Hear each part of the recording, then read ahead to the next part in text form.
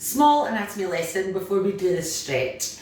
I'm going to focus on the psoas muscle. So the best way to show you is probably on old Casper here, who's fallen a bit slightly. The psoas is a big hip flexor, sometimes known as the iliopsoas because it's two muscles combined.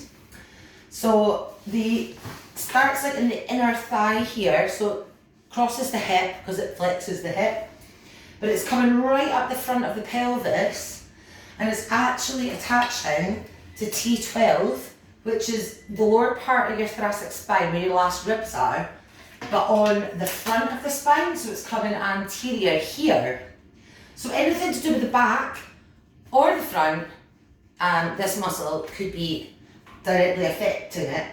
So that's the psoas. The iliacus is actually in the bony bit of your pelvis, but on the inside as well. So that's sometimes when I kind of got my fingers in there to release it, I'll open the leg out slightly to just hook my fingers into that bony bit, and that's about as much as you can get of the iliacus. So together they're the iliopsoas. So I'll show you how to stretch that. I would get a pillow if you've got knee issues or if you've just got sensitive knees. Mine's always hurt, don't like it at all. So I'm going to kneel and I'm going to bring this leg out in front. Now, the knee is not going over the ankle joint, so we're not doing this and we're not leaning into it that way at all. So you want that nice 98-degree angle here. I'll just show you from this position actually. Okay, so even just in this position, you want to tuck your bum under, so you're pushing your pelvis out the way without moving forward. So tuck that under, you'll already feel a stretch up your quads, up the front of the thigh, okay? And you just hold that. Now if you want to deepen it, you can put your leg further out and press into it. And you could actually use your hands to push the pelvis forward. My knee isn't still not going over my ankle.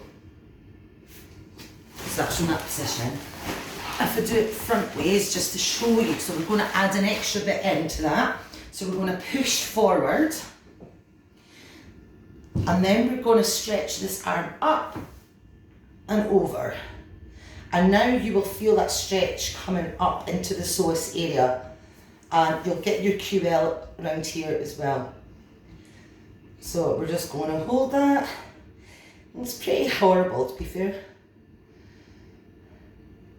And again, you're wanting to work up to holding these stretches 30 seconds to a minute. Okay, so we'll just do the other side. So I'll do the same angle this way, but just on the other side. So this leg's going to go out in front. I'm going to tuck the pelvis, and I'm going to lean into that so I can feel it here. And then you can deepen that stretch by bringing the arm up overhead, and you should feel it up here. So you're not wanting to take the hip joint, you're not doing a massive lunge like this, okay? You're keeping the hip joints nice and stable, because if you keep taking your hip joints out of the natural range of motion, you could end up damaging your hip joints, and that's okay if you're training for the splits and things, or if you're super flexible, you're not feeling that stretch. But for any sort of hypermobility, you're better not taking that hip out into a big lunge. You're better keeping the hip joints stable and getting that nice 90-degree angle and just tucking the pelvis under. Therefore, you're stretching the actual muscles and not stretching the tendons and ligaments of the joints.